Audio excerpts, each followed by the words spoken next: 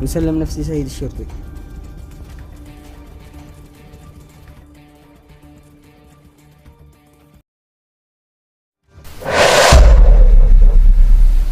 يا فندم حرام ما فعلت شي، والله ما فعلت شي، والله العظيم ما فعلت شي. ليش سحبتوني للقسم؟ لازم تعترف أنت القاتل. السلاح سلاحك وبصماته. اعترف أنت القاتل، اعترف وإيش السبب وليش قتلته. اعترف الآن حالا. يا سيدي الضابط حرام ما فعلت شي، إن أنا لا عرت صاحبي البندق وبعدين يوما ما قد جاش لليوم. هذا البندق التامة.